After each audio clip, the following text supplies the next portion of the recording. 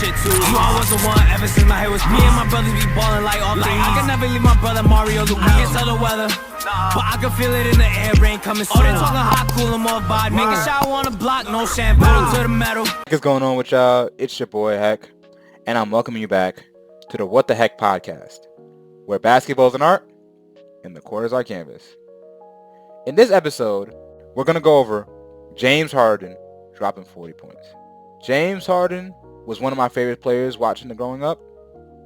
His ability, what makes him elite, is his ability to create space for a shot, him getting to the free throw line, and him getting to the rim. Now, sadly, his style really was conducive to winning championships because of things that would happen that was kind of out of his control. But hey, it's going to be interesting to see how James Harden gets his buckets at this day and age in his career.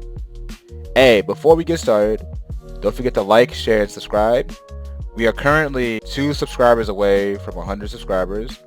And honestly, that's my goal. Listen, I want to sit there and say, before I say go forward, I want to thank y'all for the continued support as always, because y'all are my inspiration. But with that, y'all know the drill.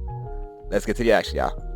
So to give you a briefing about James Harden is a 6'5", left-handed scoring machine.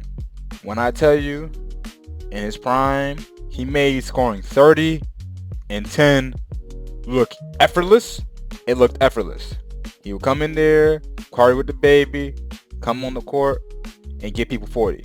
Sadly, during his time in the Clippers, he lost a bit of his athleticism due to the hamstring issue with the Brooklyn Nets. But hey, it's always going to be interesting to see how he plays. So what are his strengths? His strengths are his ability to shoot. He can shoot the ball and create separation for his shot off the dribble. He is second all-time in three-pointers made.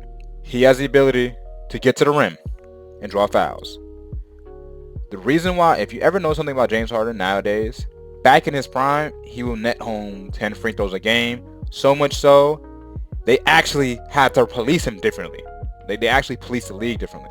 So a lot of the tricks that he used to use that would draw fouls, now he can't use no more. And 3, his ability to create space and play make. He averaged 30 and 10 for a reason. A lot of times, because he's such a pivotal scorer, everybody, when we focus on stopping him, the help defense gets picked apart like that. What are his weaknesses? 1, defense. Need I explain more? James Harden has never been a great defender. A lot of it is sometimes due to lack of effort. Now, as a bowler, I understand why he doesn't put that much effort into defense, because in the end, if you're responsible for scoring the bulk of your team's points and run the bulk of your team's offense, you don't have the energy to sit there and do that and guard and lock up the best defender. It typically doesn't happen. The only person that I've seen do it for a consistent rate is Michael Jordan and Kobe Bryant. 2, his style is not conducive for deep playoff runs. The style of Maury ball doesn't typically work in the playoff atmosphere, because when the game slows down and they're allowed to get a lot more physical with you, and those calls that you're getting in the regular season in January that you're not getting in June, in May, it starts showing itself. In the series against the Golden State Warriors, they lost because they missed 27 threes in a row. A couple of them shots that he took, he was trying to draw a foul on it instead of just shooting the ball regularly. And honestly, sometimes the mid-range game is hidden buckets, where I feel that a good mid-range shooter can always find his rhythm in stretches like that. And I felt that if James Harden took more mid-ranges in that series, they probably win the series. And 3, he doesn't respect. Ironically enough, I have not seen a video of him finishing with his right hand. Hey, bro, I don't know. Maybe I'm not saying this, he can't finish with his right hand, but I haven't seen him play in the NBA game finishing with his right hand. It's going to be interesting to see how James Harden gets to his spots and get to his bucket, especially at this point in his career. And with that, y'all already know the drill. Let's get to the action. Pick and roll. So he's patient. He waits for Zubac to clear. He pulls it back. He reads. He comes back. Now what he's going to do is he's going to bump, step back, and then go to the space and step back right here. Good shot. Pick and roll. Now, Giannis is on the wrong side of Zubac. So what James Harden does, he puts the ball on Zubac's outside, on his inside shoulder, or the shoulder that's closest to the rim. Dame Miller is the outside defender and he's too small to help on this. Good pass. Good dunk. His pattern and sidestep. Why is it so hard? To guard. is because it's how he sets it up. The first thing is he does 2 quick swing dribbles to attack this top foot here and make it believe that he's going middle. Even though Harden knows he's not going to go middle, he's going to go back to the side step because Giannis is right there. He does it to sit there and slow him down. Now what he's going to do, because he's opening up and facing the sideline, he knows he can go back to his right, and he has a wide open side step. It's hard to contest, especially how fast he does it. Good shot. Boom! He got Chris Middleton. Chris Middleton is forcing him right. So what he's going to do is he's going to wait for this guy to clear out and for this guy to move because there's 3 in the key in the NBA. And he's going to sit there, drop his shoulders, and blow right by Middleton because he's forcing him to the right too much. Play. This is an interesting play. This play is for Norman Powell to catch a shooter for a wide open 3. What's going to happen is Norman Powell is going to set a back screen on Kawhi Leonard's man. In this case, it's Giannis. Then he's going to receive a screen from Zubac and come off this action for a pitch from Harden. Harden got 2 options. His first option is going to be Kawhi cutting on this back screen. His second option is going to be Norman Powell. And his third option is going to be Zubac's.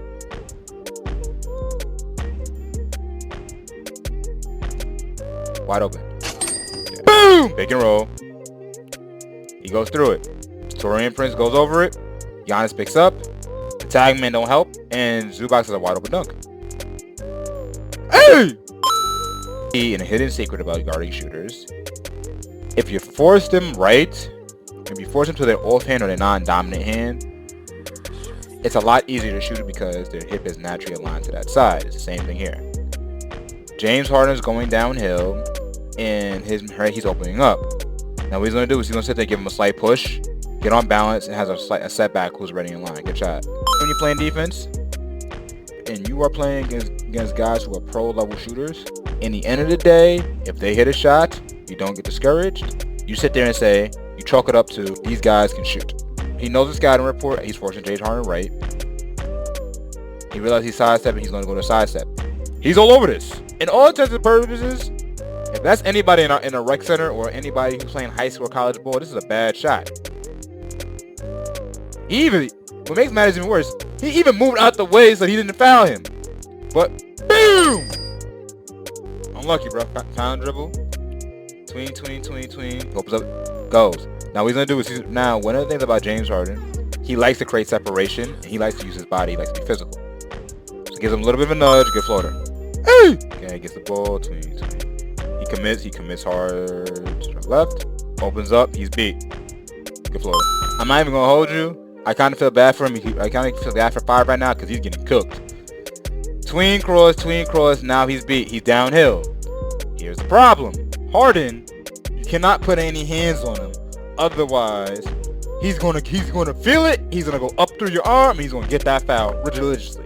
But the problem is when you're playing defense, when the guy is beat, you're naturally gonna put a forearm on him because in the end of the day, that's how you play ball. It's a habit. It's a habit that most players have. You'd be surprised how much you get away with, and they allow. It only is a problem if they go up with your forearm on. Same here. Has his forearm on him. Boop! And one! This is not a Harden play, but this is a travel. So this is called the Hugo step. In the NBA, you are not illegally allowed to jump off and land on the same exact foot. Congruently. So watch. Pound. He jumped off his left foot. He's gonna land on that same foot. That's the Hugo step. That is the travel. Now Harden's in rhythm. Dance. Tween. Step back. He's there. He is there. You can't even get mad at that. But when guys who are pros get into a rhythm, I promise you will get cooked. Boom! Pick and roll. Derrick Jones Jr. sets the screen going to his left. Then at the last second, he's going to flip it. Why? Because he sets the screen going to his left. Brook Lopez is naturally going to be dropping and be playing his left. Now, because he flipped it, he's going right.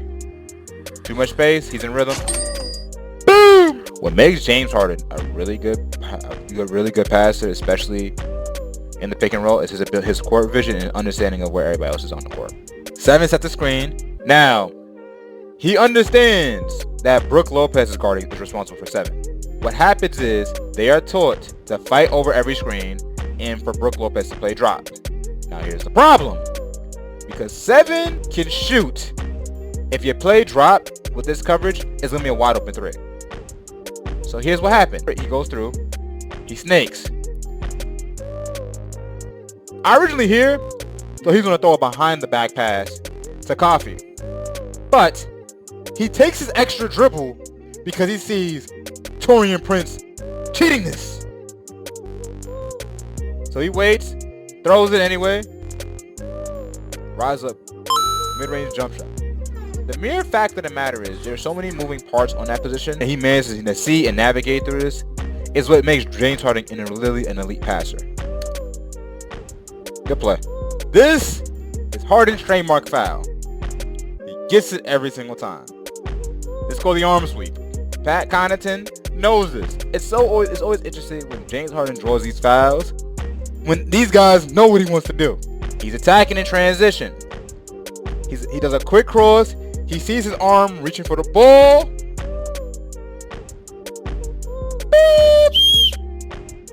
And one! So James Harden dropped 40 points. It's always great to see that he's playing at a high level, especially since he's been on the decline of late. But hey, it's going to be interesting to see. Now, a couple things I'm going to say take away from James Harden. One, do I think the Clippers are going to go anywhere? Not really. They ain't going nowhere. The problem is Kawhi Leonard, their best player, is always going to be hurt. James Harden is not Houston James Harden where he can sit there and drop 30 a game. And the pieces around them are not good enough to win a championship with. Bones Highland is tough. Kevin Porter Jr. and Zubac is a solid role piece, but they need another star. And they need Kawhi Leonard to be healthy. But besides that, it's always going to be interesting to see how well James Harden plays. But hey, let me know how y'all feel about James Harden and the Rockets below. But with that, thank y'all for tuning into the What the Heck podcast. Like, share, subscribe. I love y'all. I appreciate y'all. Y'all know the drill.